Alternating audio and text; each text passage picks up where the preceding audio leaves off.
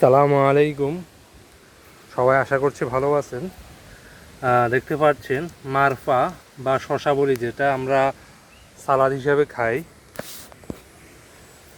তো এটা এই যে গাছগুলো, তো মোটামুটি অনেকগুলো গাছ যদিও অতিবৃষ্টিতে নষ্ট হয়ে গেছে। যখন চারা হয়েছিল হচ্ছে কি বৈশাখ মাসে লাগাইছিলাম, তো বৈশাখে যে ঝড়টা হয় কাল বৈশাখী, ওই সময় যে বৃষ্টি হয়, বৃষ্টিতে অনেকগুলো চারা নষ্ট হয়ে গেছে। তারপরও আলহামদুলিল্লাহ।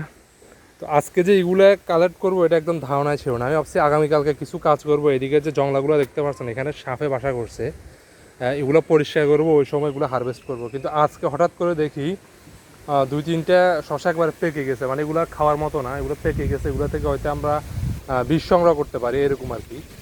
তো আমি এই যে দেখেন একদম পুরো পা ভিজে গেছে, মানে আমি এগুলো হারভেস্ট করার মতো ইউনিফর্ম বা পোশাক পরি নাই। আমি আসছি মাছে খাবার দেওয়ার জন্য, খাবার দিয়ে চলে যাব। হঠাৎ এগুলো হারভেস্ট করতে হলো আনএক্সপেক্টেডলি। এবং আর হাতটাও অনেকটা যে দেখতে পাচ্ছেন এখানে একদম ছিলে গেছে।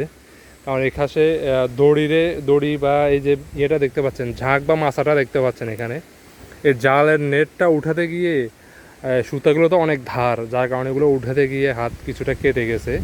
হঠাৎ করে এগুলো হারভেস্ট করছি কোনো প্ল্যান ছাড়াই, যার কারণে একটু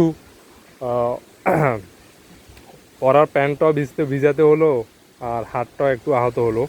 তো তারপরেও আলহামদুলিল্লাহ, প্রথমবারের মতো জীবনে শশা চাষ করছি বা হারভেস্ট করছি। তো সবাই দোয়া করবেন আর আমাদের জন্য দোয়া করবেন, আর সবাই ভালো থাকবেন। আসসালামু আলাইকুম।